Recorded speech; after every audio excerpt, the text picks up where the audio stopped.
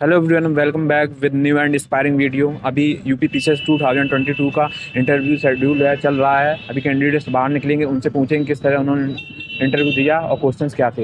Hello sir, सबसे पहले sir अपना नाम बताइए, आपका एजुकेशनल बैकग्राउंड क्या है? अनिल नाम है मेरा। मेरा एजुकेशन मैंने बीटेक किया है आईआईटी धनबाद से। इसके अलावा अभी मैं टेलीकॉम डिपार्टमेंट में काम कर रहा हूँ। ओके, तो सर ये आपका कौन सा अटैम्प्ट है? तीसरा अटेम्प्ट है मेरा। यूपी पीसीएस का तीसरा अटैम्प्ट। हाँ। क्या हिस्ट्री रही है पहले? पहली बार में प्री नहीं हुआ था मेरा, दूसरी बार में मैं मेंस नहीं हुआ था और इस बार इंटरव्यू है। तो यूपीएससी की भी कोई अटैम्प्ट रहते हैं आपके? हाँ, यूपीएससी का मैंने कितना यार 7 बार दिया है। तो उसमें 4 मेंस लिखा हूँ मैं, मेंस नहीं हुआ उसका। इसके अलावा मैं हरियाणा का लिखा हूँ, तो हरियाणा वाले में हो गया सिलेक्शन मेरा। अभी रिजल्ट आया 10-12 दिन पहले। ये है हिस्ट्री। ओके, तो सर आज का आपका ऑप्शनल एंड मीडियम क्या है सर? मेरा ऑप्शनल मैथमेटिक्स है और इंग्लिश मीडियम है। English medium. तो सर आप इंटरव्यू आपका कैसा गया सर, वो बताइए आप। इंटरव्यू यार ठीक ही गया, बहुत अच्छा तो शायद नहीं गया, बाकी वो तो नंबर आने पे पता चलता है। तो इंटरव्यू में मैं बताऊं कि ज़्यादा मेरे से बैकग्राउंड के बारे में एक तो पूछा गया कि इंजीनियरिंग बैकग्राउंड से, उससे कुछ क्वेश्चन पूछे गए। इसके अलावा भी जहाँ काम कर रहा हूँ उसके बारे में कुछ थोड़ा पूछा गया। इसके अलावा ऑप्शनल से तो नहीं पूछा। इसके अलावा हॉबी के बारे में, हॉबी में जैसे क्रिकेट के बारे में कुछ, क्रिकेट का तो एक ही क्वेश्चन पूछा, बॉल स्विंग कैसे करती है। और इसके अलावा रीडिंग मैंने अपनी हॉबी लिखी थी, तो उसके बारे में पूछा क्या पढ़ रहे हो। तो एक बुक बताने से उनको लगा कि ये इतना तो शायद रट के आगे होगा, तो उसने और पूछा और उससे पहले क्या पढ़ा। उससे पहले तो 5-6 बुक बताई मैंने। तो उसके बाद उन्होंने, इसके अलावा तीसरे मेंबर ने पूछा मेरे से ज़्यादा यूपी से रिलेटेड कुछ पूछा। ईस्टर्न वेस्टर्न यूपी में क्या डिफरेंस है, रूरल एरियाज अभी भी अंडर डेवलप्ड है, इसका क्या रीज़न है, रूरल और अर्बन एरिया में आत्मनिर्भरता होनी चाहिए या फिर इंटर डिपेंडेंस होनी चाहिए, तो और क्यों होनी चाहिए। इसके अलावा हाँ, इससे पहले सेकंड मेंबर ने मेरे से पूछा रिलीजियस माइनॉरिटीज़ में क्या इनसिक्योरिटी की फीलिंग है, मतलब है कि नहीं है ये बताओ, अगर है तो क्यों है, और आप इसको कम करने के लिए क्या करोगे, ये पूछा। इसके बाद लास्ट मेंबर ने क्या पूछा, लास्ट मेंबर वाला यार रिकॉल नहीं कर पा रहा हूँ अभी मैं। हाँ, उन्होंने पूछा कि बीटेक करके यहाँ क्यों आ गए, तो वो बताया मैंने। उसके बाद हाँ, उन्होंने यही चीज़ पूछी। इसके अलावा लास्ट में फिर से वापस चेयरमैन मैम के पास आया, तो उन्होंने पूछा कि आप बीटेक करके इधर आ गए हो, अभी कोई 12th का बच्चा बीटेक करने जा रहा है तो उसका आप क्या राय दोगे, ये पूछा। बस इतना ही क्वेश्चन। तो कुछ out of the box question हो जो आप रिस्पॉन्ड नहीं कर पाए हो, ऐसा कुछ? नहीं, ऐसा तो मुझे कुछ नहीं लगा। यूपी वाला जो उन्होंने कुछ पूछा ना, वो थोड़े से शायद वो स्पेसिफिक पॉइंट एक्सपेक्ट कर रहे थे, तो मेरा मतलब दिमाग में था कि कुछ डिस्कशन जैसा होगा कि मैं कुछ बोल रहा हूँ, आप बीच में इंटरप्ट करो, बात करो। लेकिन वो पूछे मुझसे सीधा कि ईस्टर्न और वेस्टर्न यूपी में सोशियो कल्चरली क्या क्या डिफरेंस है, तो उसके बाद वो बताया। उसके अलावा रूरल अर्बन का जो वो इंटरडिपेंडेंस वाला पूछ रहे थे, तब उस पर फिर मैं जब थोड़ा बोल रहा था तब वो बोले नहीं मुझे 3 पॉइंट गिना दो, ±3 पॉइंट गिना दो। तो वैसा बस, बाकी ऐसा कुछ नहीं था कि आउट ऑफ द ब्लू ऐसा कुछ नहीं पूछा। कुछ करंट अफेयर बेस्ड कुछ क्वेश्चन? करंट अफेयर्स बेस्ड हाँ, शुरू में एक चेयरमैन मैम ने क्वेश्चन पूछा। चेयरमैन मैम ने पूछा कि अभी जो नोएडा में वो एक बिल्डिंग गिराई गई थी, काफ़ी वो जो ऊंची सी बिल्डिंग थी, तो उसका एनवायरमेंटल इम्पैक्ट और इतना मतलब नुकसान हुआ भाई, बनने में इतना खर्चा लगा था, गिरने में, उसको हटाने में, और उसका एनवायरमेंटल इम्पैक्ट इतना बड़ा हुआ, तो आपको क्या लगता है कि ये सही था, ये करने की ज़रूरत थी, कुछ और नहीं हो सकता था, ये पूछा। इसके अलावा रिलीजियस माइनॉरिटीज़ वाला तो हमेशा रहता ही है न्यूज़ में, तो वो वाला पूछा।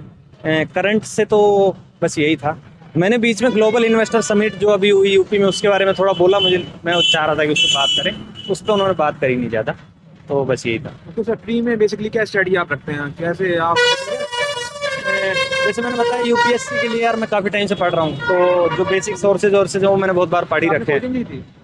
कोचिंग यार मैंने जब शुरू की थी तैयारी तब 2014 में तब कोचिंग ली थी, तो उसके बाद मुझे नहीं लगता कि आप कोचिंग की ज़रूरत है, आप तो खुद से पढ़ सकते हो यार, इतने सोर्सेज हैं, ऑनलाइन सोर्सेज अवेलेबल हैं, स्टैंडर्ड बुक्स आपको पता है, सब वो पढ़ो और रिवाइज़ करो। इसके अलावा यूपी के लिए स्पेसिफिक जैसे बताएं प्री के लिए, तो प्री के लिए मैं सिर्फ एक अलग से वो जो घटना चक्र वाली जो बुक आती है, तो वो बस प्री के लिए अलग से पढ़ा था। इसके अलावा तो यूपीएससी की जो तैयारी है बस वही। Okay, so current affair sir कैसे तैयार करते थे यूपी में? करंट अफेयर्स का जैसे बता रहा हूँ कि इनका जो एग्जाम वाला साइकिल जो है वो यूपीएससी के साथ ही चलता है, कि जब प्री यूपीएससी का हो रहा है इससे 1-2 हफ्ते आगे पीछे होता है, तो उसके लिए मैं जैसे पढ़ ही रहा होता हूँ, तो जो विजन वाला पढ़ता हूँ मैं, तो वो तो यहाँ पे काम आता है। इसके अलावा जो मैंने बताया, इसके लिए अलग से मैं जो कुछ कर रहा हूँ वो बस इतना ही है कि वो घटना चक्र वाली बुक पढ़ी थी। UP special sir? UP special वही बताया, यूपी स्पेशल के लिए वो बस वो करंट अफेयर। यूपी स्पेशल ऐसा ऐसा तो यार बुक क्योंकि यहाँ नहीं, बुक कुछ नहीं पढ़ी मैंने कभी, तो शायद किसी और को शायद जरूरत हो, क्योंकि मेरा बाकी वाला चीज़ मैंने बहुत बार पढ़ी। साइड के लिए मैथ से मेरा तो सी सेट में मुझे कोई दिक्कत हो नहीं जाता होती है। हाँ, ओके, तो सर मेंस के लिए बेसिकली क्या स्ट्रेटजी रखते हैं आप? बुक मेंस के चारों पेपर के लिए एंड यार जीएस मेंस के लिए मेरी स्ट्रेटजी ऐसी है कि मैं मैथ्स पे ज़्यादा फोकस करता हूँ, क्योंकि मैथ्स नंबर इतना देता है कि जीएस में तुम तो इसलिए। हाँ, लेकिन मैथ्स टाइम भी मांगता है यार। ये जो आजकल चल रहा है अभी कि मैथ्स वाला 2 का पहाड़ा लिख के आ गया और उसको 10 में 10 मिल गया, और एक बड़ा बड़ा लिख के आया उसको 10 में 2 मिल रहा है, तो वो उससे मैं समझता हूँ कि उससे दिक्कत है उनको। ह्यूमैनिटीज़ वालों को नंबर उतना नहीं मिलता, मैं समझ रहा हूँ, लेकिन मैथ्स ना टाइम बहुत डिमांड करता है। आप 3 ऑप्शनल चाहे, आप मैथ्स तैयारी में लगभग मैं बता रहा हूँ कि दिन का मैं 70% टाइम मैथ्स ही पढ़ता था।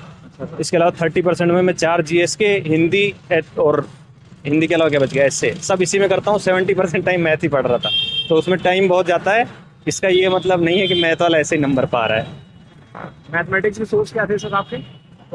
मैथमेटिक्स का तो यार स्टैंडर्ड, जैसे यूपीएससी के लिए मैंने तैयारी करी, तो एक मैथ की कोचिंग है आईएमएस करके दिल्ली में, तो उनका बुकलेट वो देते हैं, तो वो सिलेबस यहाँ मोर और लेस यूपीएससी वाला ही सिलेबस है यूपी में भी, तो वही जो यूपीएससी के लिए जो सोर्सेज है मेरे, वो आईएमएस की बुकलेट आती है वही की। आंसर राइटिंग के लिए किस तरह तैयारी की थी आपने? प्रैक्टिस क्या, टेस्ट सीरीज ज्वाइन की थी, क्या किया था? यार टेस्ट इस बार तो मैंने कुछ भी नहीं किया। बाकी जो मेरा काम है, ऑफिस में काम है, वो मेरा लिखने का ही काम है, तो लिखने में मैं कंफर्टेबल हूँ। बस मुझे स्पीड पे थोड़ा काम करना था कि पेपर पूरा करना है आपकी बस। लास्ट ज्वाइनिंग कब हुई है? मतलब अभी तो आप 10 दिन पहले रिजल्ट बोल रहे थे ना? नहीं, ये जो जहाँ अभी मैं काम कर रहा हूँ, टेलीकॉम डिपार्टमेंट, सेंट्रल गवर्नमेंट में काम कर रहा हूँ, वहाँ तो मैं 2016 से काम कर रहा हूँ। वो एसएससी के थ्रू होता है, सीजीएल वाला जो एग्जाम। सीजीएल की तैयारी भी की थी आपने? उसकी तैयारी नहीं की, मैथ्स ऑप्शनल था, इंग्लिश मीडियम से था, तो मेरा हो गया था। किस सीजीएल में सिलेक्ट हुए सर आप? 15 वाले में। 15 वाले में सबसे वर्किंग है वहाँ पे? हाँ। ओके सर, जीएस के चारों पेपर आपने बता दिए सर, क्या मतलब बता दीजिए, अभी नहीं पाया शायद। जीएस का यार, GS1 का तो देखो, GS1 हिस्ट्री और ज्योग्राफी, उसमें तो स्टैटिक है, उसमें तो आपको स्टैंडर्ड बुक है, पढ़ो।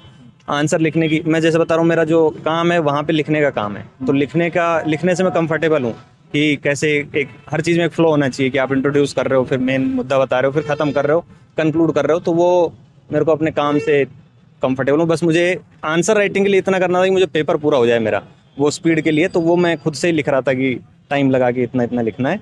इसके अलावा जब पेपर वाइज आप पूछ रहे हो, तो पेपर 1 तो स्टैटिक है, आपके पास स्टैंडर्ड सोर्सेज हैं, आप उनसे करो। इसके अलावा पेपर 2 है, पेपर 2 में मैं करता हूँ विजन का जो मेंस 365 आता है, तो वो करंट अफेयर्स पूरा कवर कर देता है, और साथ में कोई मुद्दा वो जब कवर कर रहा है, तो साथ में वो स्टैटिक पोर्शन भी कवर करता है साथ में। तो मेरा सबसे इम्पोर्टेंट सोर्स GS2 के लिए मेंस 365 विजन IAS वाला वो होता है, और GS2 और 3 दोनों के लिए, दोनों पेपर में करंट वाला ज़्यादा आता है, तो उसके लिए मैं मेंस 365 है वो उस पर ज़्यादा रिलाई करता हूँ। इसके अलावा एथिक्स वाले के लिए, एथिक्स के लिए तो एक बहुत अच्छा सोर्स ये हो सकता है कि आप विजन वाली साइट पे जाओ, टॉपर कॉपी डाउनलोड कर लो, 50 टॉपर कॉपी डाउनलोड कर लो, दिन में 2-4 कॉपी से आप एग्जाम्पल इकट्ठे कर लो, जो टॉपर एग्जाम्पल लिख रहे हैं। आपके पास 150 एग्जाम्पल हो गए ना, तो एथिक्स का आपका काम हो गया। एग्जाम्पल से ही बाकी सब लिख के आते हैं यार, कि इंटीग्रिटी क्या होती है, ये क्या होती है, आप एग्जाम्पल वहाँ से लिखो, एग्जाम्पल से ही नंबर आते हैं, तो एग्जाम्पल वहाँ से कलेक्ट कर सकते हो, वो एक अच्छा सोर्स हो सकता है। उसके अलावा स्टैंडर्ड तो सोर्सेज मुझे लगता है सबको पता है, उसकी इतनी ज़्यादा। इसके साथ सर मतलब आपको तैयारी करने में क्या दिक्कतें आई यार? वर्किंग थे? हाँ, टाइम कंस्ट्रेंट एक तो रहता ही है कि यार जब ऑफिस से टाइम टेबल क्या फॉलो करते थे आप, मतलब वैसे पढ़ाई की? टाइम टेबल यार, जब पढ़ रहा होता हूँ मैं सही में, कि बीच बीच में ब्रेक हो जाता है, जब पढ़ रहा होता हूँ तब ऐसा ही टाइम टेबल होता है कि सुबह ऑफिस निकलता हूँ मैंने 9:30 के आसपास, वापस 6 बजे के आसपास, 6 बजे 6:30 बजे तक डिनर किया, 7 से 11 लाइब्रेरी, और सुबह उठ के उसके बाद सुबह 2 घंटे 3 घंटे पढ़ के ऑफिस जाना, तो ऐसा ही रूटीन था। तो सर रिवीजन के लिए स्ट्रेटजी बता दीजिए आप। रिवीजन के लिए स्ट्रेटजी यार, ये शॉर्ट्स नोट्स होने चाहिए मुझे लगता है ना। शॉर्ट नोट्स आप जो भी कर रहे हो उसका छोटा छोटा कुछ बनाओ, कीवर्ड्स, वो एग्ज़ाम से 15-20 दिन 1 महीना पहले कर सकते हो आप, जो करंट में जो टॉपिक रहे हैं उसके लिए, तो शॉर्ट नोट्स बनाओ, वो ज़्यादा रिवीजन में हेल्प करेंगे। लास्ट टाइम पे आप रिवीजन नहीं कर सकते हो।